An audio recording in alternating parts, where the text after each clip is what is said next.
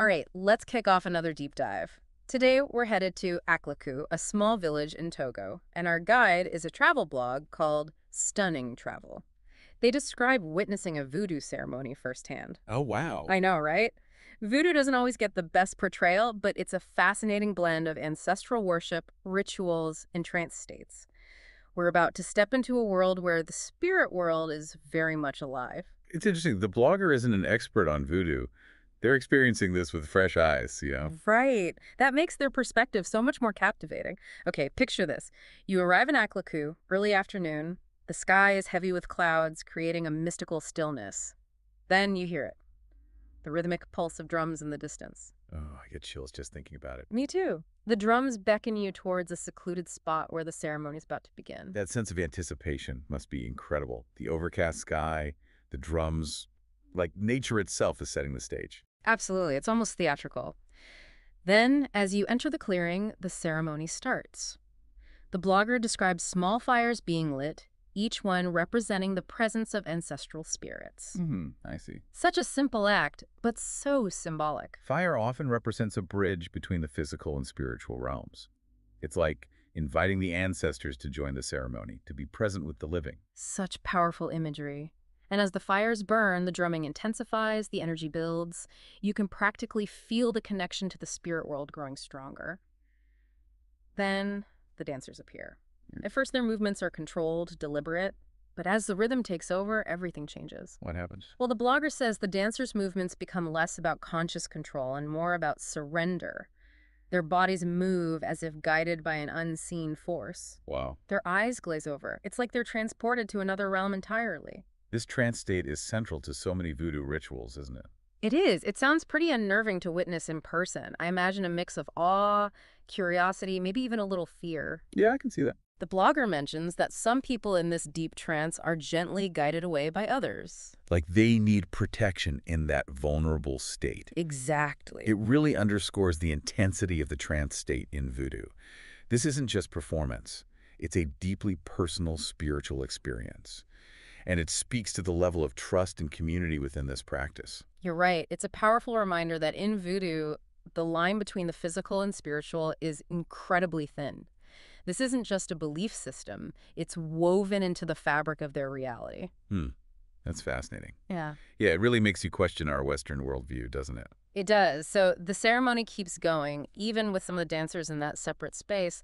The others, they're still moving in sync with that powerful drum beat, like they're being driven by something we can't see, this collective energy that unites them. And the blogger contrasts the dancers with the villagers, right? Yeah. The dancers are in this heightened state, but the villagers seem to experience it with a quiet kind of reverence. Right. It's clearly not just a show for them. It's a part of their lives, their community, their spiritual identity. It is.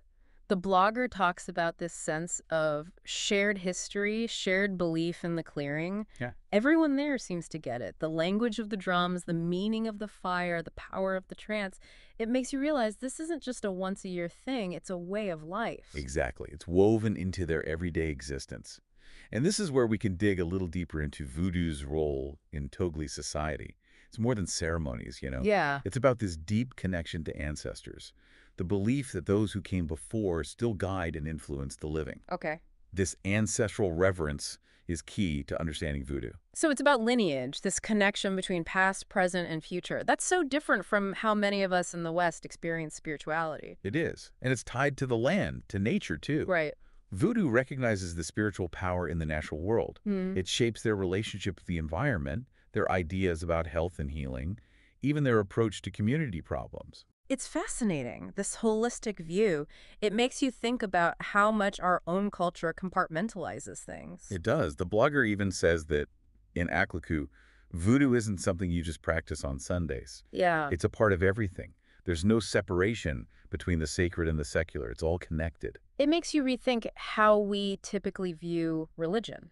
It's not just about what you believe, it's a lived experience, a way of understanding and moving through the world. Exactly. And it challenges us to consider the limits of our own cultural perspectives. Right. We often see voodoo through fear and misunderstanding because of how it's portrayed in media and pop culture. Right. But when you see it in this authentic way, through someone experiencing it for the first time, It opens up a whole new world of understanding and appreciation. It does. There's a part where the blogger realizes they're not just watching the ceremony anymore, they're feeling it. The energy of the drums, the chanting, this focus on the spiritual realm, it starts to resonate within them. That's a turning point in their story, isn't it? They go from being an observer to someone who's starting to grasp the power of this tradition on a deeper level. It really makes you wonder what it would be like to fully immerse ourselves in something so different, to let go of our preconceptions and get swept up in the energy of something ancient and powerful. It is a fascinating question. It speaks to that human desire to connect with something bigger than ourselves, Hmm. to feel like you belong, like you have a shared purpose that transcends culture, something we can all relate to. Yeah, it makes you realize how much our own culture shapes our view of the world. Maybe it's good to step outside of that sometimes, to open ourselves up to new ways of seeing things. Definitely. And I think what's so interesting about the blogger's story is how they work through their own preconceived notions. Hmm.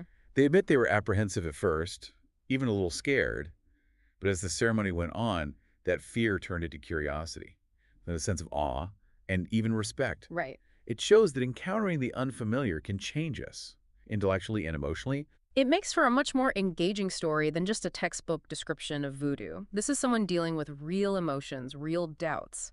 And in the end, they reach place of greater understanding. They even say voodoo isn't about outward appearances, it's about a profound inner experience. Yeah, that's a powerful statement. Yeah. It challenges us to look past the stereotypes, the sensationalism around voodoo. It's a reminder that to truly understand something, you have to engage with its heart, not just the surface stuff. That's a good point. Maybe that's something we can apply to life in general, to be less judgmental, more willing to listen and learn from people who are different from us. Absolutely. Well, as we wrap up this deep dive, let's think about what we've learned from our journey into Togolese voodoo. We started in Aklakou. Remember, with those vivid descriptions from the traveler experiencing this for the first time, we felt that energy of the ceremony. The drums, the firelight, the ancestors. We explored that trance state, not as a performance, but a deeply spiritual connection, a testament to the trust within the community. Right. And we learned about the role of voodoo in Togolese society, its influence on daily life, the reverence for ancestors, the connection to nature. And we were reminded about the power of keeping an open mind, how encountering the unfamiliar can change us, and the importance of looking deeper. Exactly.